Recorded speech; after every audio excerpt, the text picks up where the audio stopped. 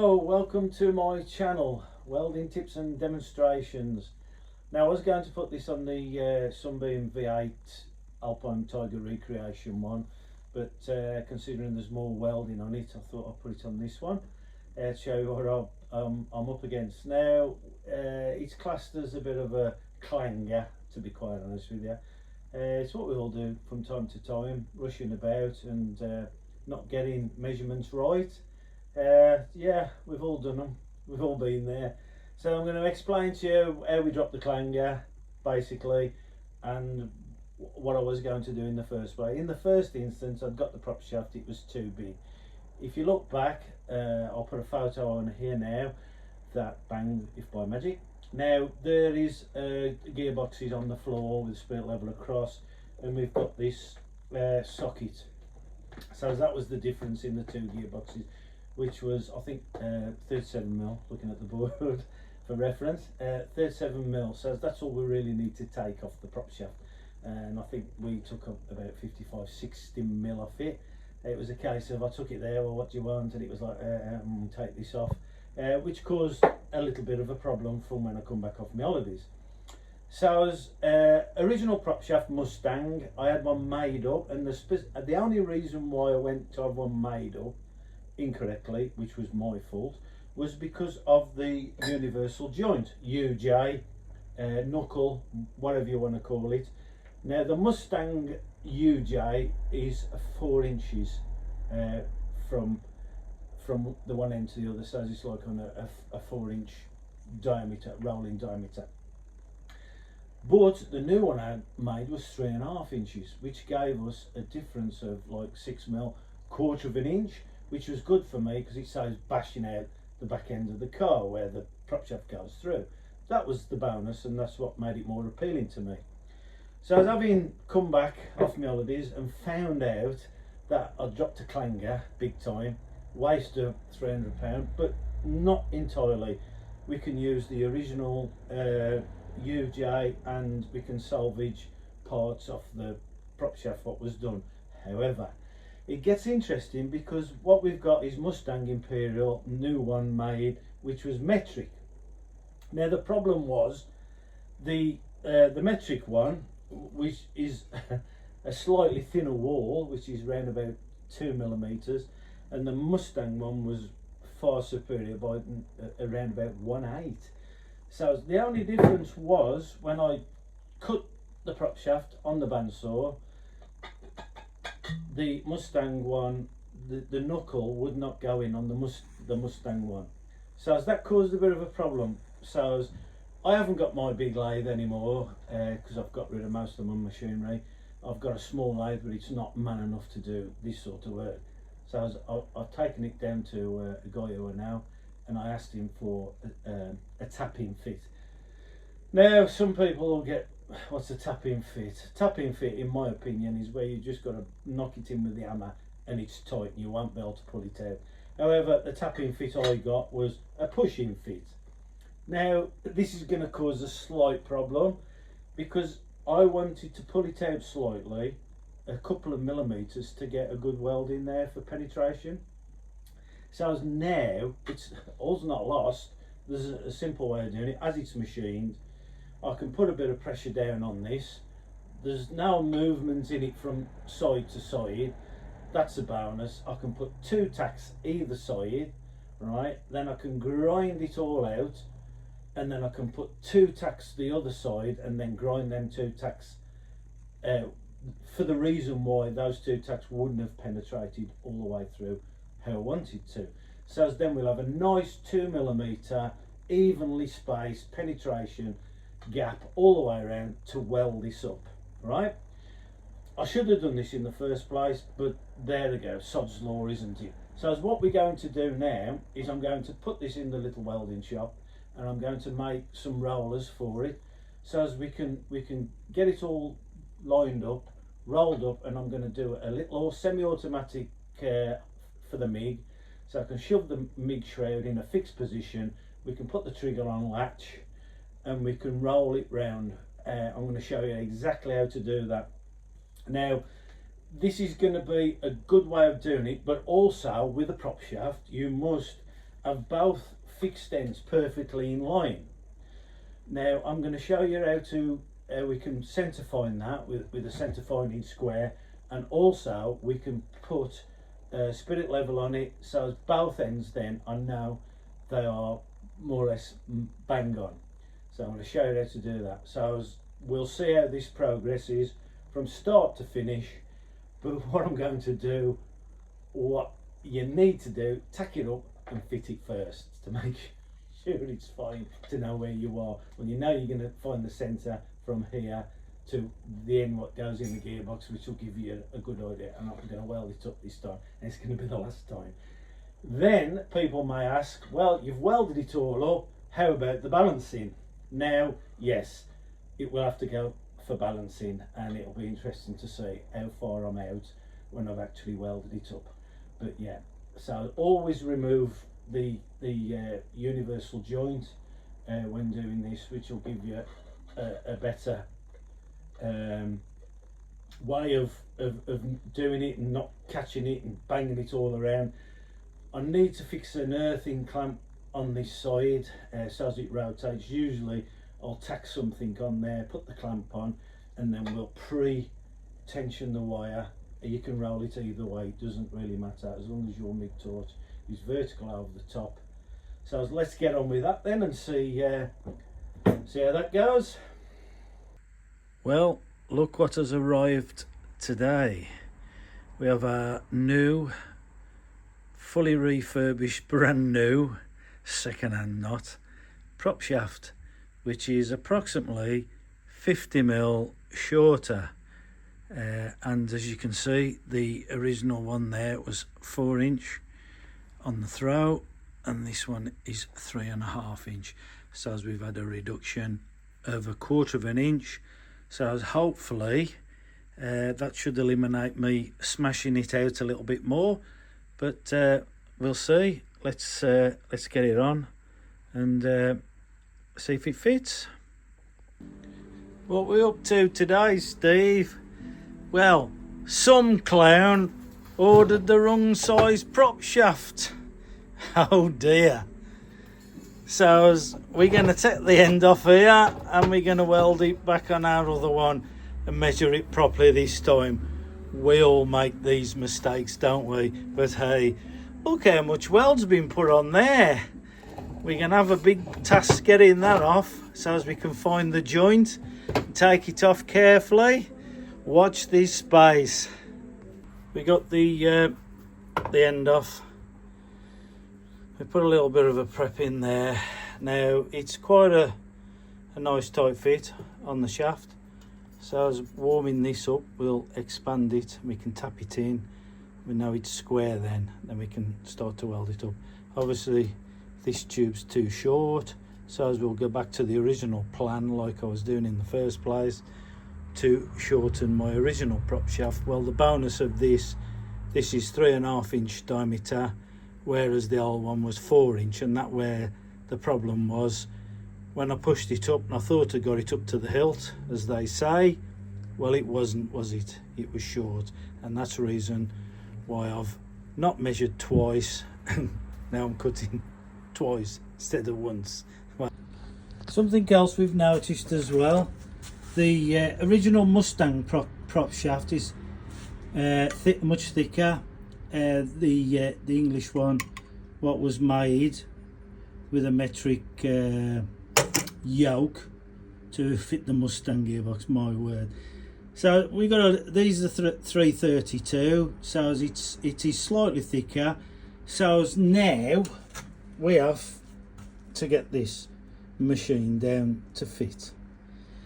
Basically, we're going to show you how to shorten your shaft, prop shaft that is. Now, as a rule of thumb, it's always best to take a measurement. Now I've marked this in white, so as you can see is the center of the weld. Usually with a scriber you get better results, but I'm just giving you an example where we're going on here.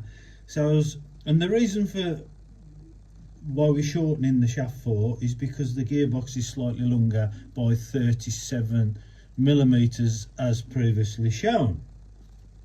So as with a rough line in the center of the weld, and 37 would be there. Right, don't cut there first. Now don't cut through there either, because if you cut straight through the weld, you'll have something like, if you can just see there, it says basically this was a scrap shaft. We've just cut through it to have a look to see how much shank is left on the actual knuckle casting. Now, as a rule of thumb, I'd always come back at least 13mm, half an inch, or just past the weld. That'll ensure you where your casting will be, so as you can take that part then down to the machine shop, who will machine it back to the original casting, so as you can fit it back in the shaft. Now you've got your measurement there of what was it, 37mm, if I'm right, which is nearly an inch and a half. So as I will cut through there, and then obviously some people you can grind all the weld back. Now this is excessive weld really for this shaft.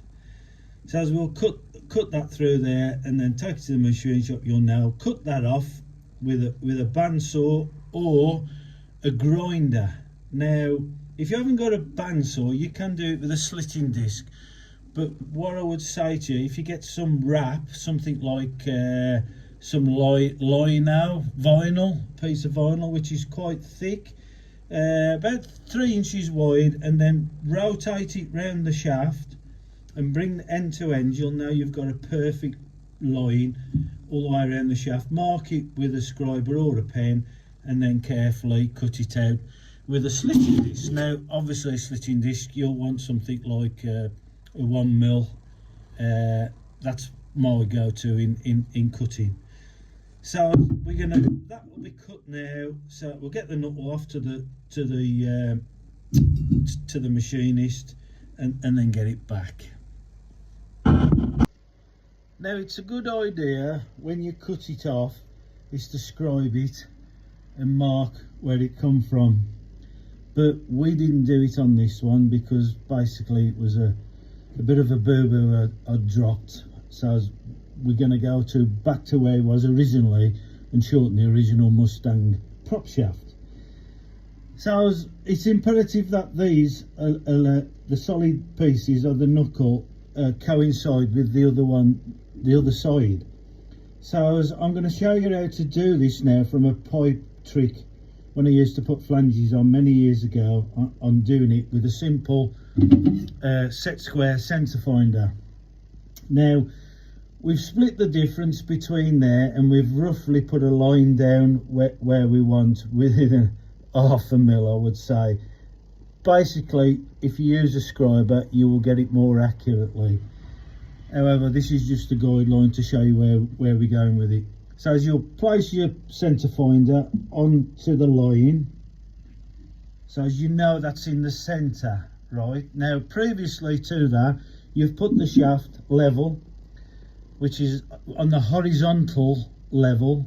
So as you put, well, I'm using a magnetic bubble, which I've always used. You've got your thing on your centre line, you put the magnet onto your centre finder, and then what you're going to do is slightly rotate the prop shaft until the bubble comes level within as best as you can get it, which is quite smack in the centre now. Now you know that prop shaft, that line on the prop shaft from the knuckle is level. So what you're going to carefully do then is remove your centre finder, then you're going to go to the opposite end, not moving anything, and then you're going to put a black mark on it, or a scriber line from the other side, and this will give you true level. And that's how to keep both ends in line if you haven't done your reference mark in the first place. Now we have the line going all the way through, so as both knuckles, UJs, are now in line. This is a push fit, which I wanted a knock-on fit. so as I can't really put a prep on it at the moment. So as I'm lining them up, I'm going to put some pressure on that, and then I'm going to tack both sides through to it. And then what I shall do then is I will carefully run a 1mm disc all the way around there prior, ready for welding. Now what we're going to make as well is something so as we can spin the shaft on. I found some nice little bearings. So as what we're going to do, we're going to weld a little jig up and put these little roller bearings on. So you can do them adjustable if you want to, but in this case I'm just going to do fixed so as I can rotate the shaft. So as we'll make these up, we'll get on with these, we'll get all the welding all ready and set up, and then we can show you how to set it up for semi-automatic welding, so as we can roll the shaft while it's welding at the same time, and that should produce a lovely bead of weld all the way through. Fingers crossed. We've made our little rollers on a jig, and we've just slightly tacked them to the bench because that's all you'll need. So now we'll put the prop shaft on the rollers, and as you can see it's very easy to turn. Now I've put a tack either end, pushed it down so as it should be perfectly level. Now I've gone through there with a 1mm disc. Now I'm going through it with a 2.5 just to open it up a little bit so as we can get some good penetration in there. Once I've done that, then I shall tack it here and here, and then cutting back into these tacks and grind it out, and then I shall put an earth on there, and then we'll set this to do a nice weld all the way around there. As you can see, that's opened it up just right now for a full pen weld into the casting of the UJ knuckle, whatever you want to call it.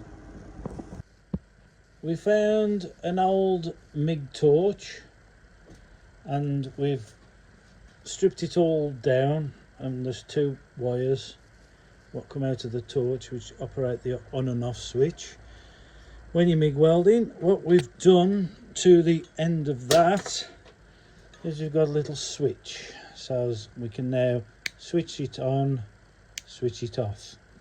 So now that's set up on a little jig to get it totally vertical.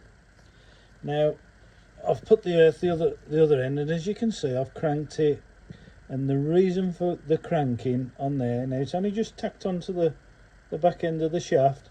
Now it's cranked because you can turn it without actually winding it up.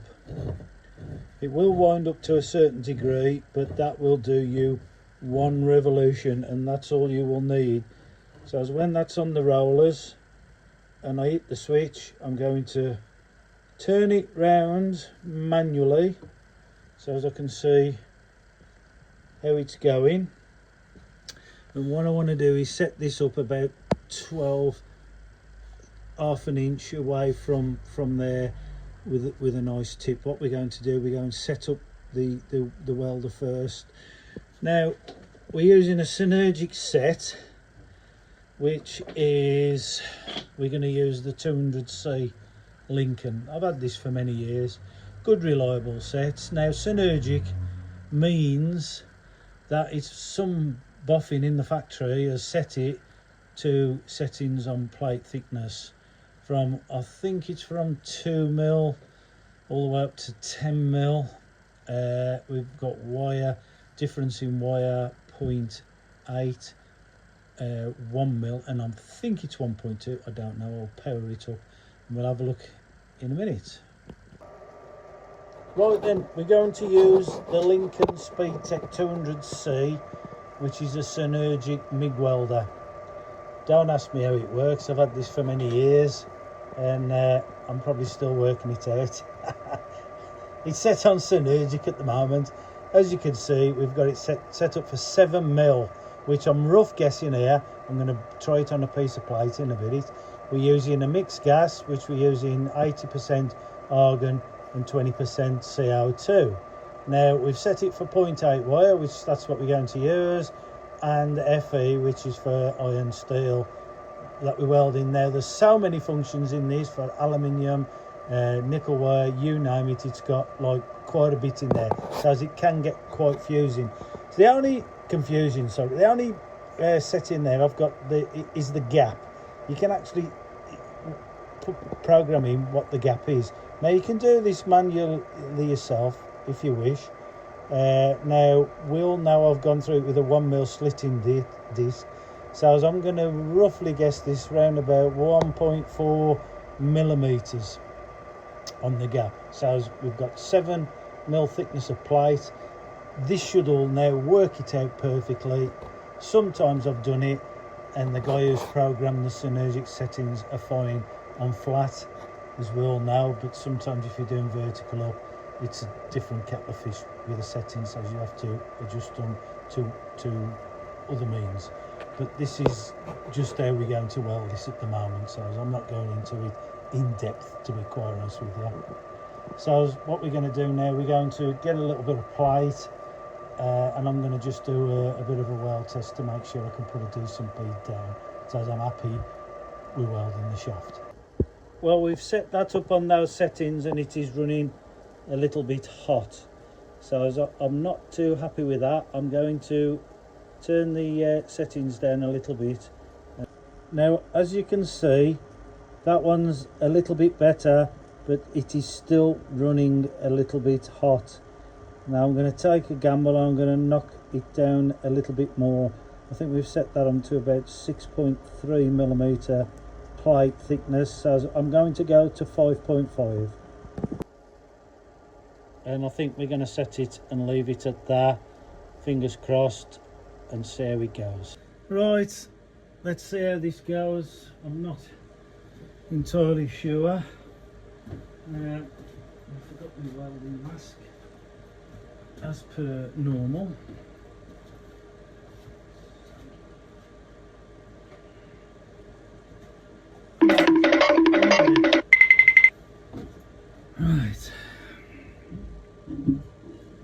Right then, let's give this a go and see how it goes. It's either going to work or it's not. It's either going to be one or the other.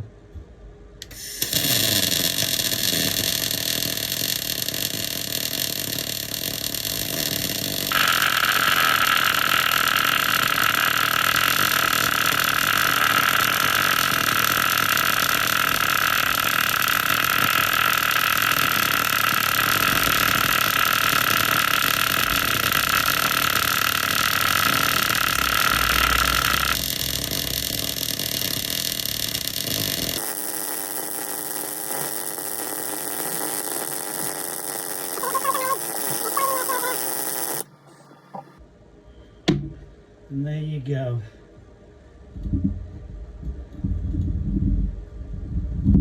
All done, and it didn't take very long to do it, to be honest with you. It's not as good as what I expect. As you can see, it ain't gonna come off. It's gone in well, so I'm happy with that. I'll just fettle it up. Okay, that just comes to an end of shortening your shaft. So I've just put a little bit of paint on this now. I'm going to put the UJ on it. That will go to the nice people who are going to balance it for me, if I can blag it off them for free of charge job. But you can see where I'm going with, if you've got quite a few to do, that is probably one of the easiest ways to do it.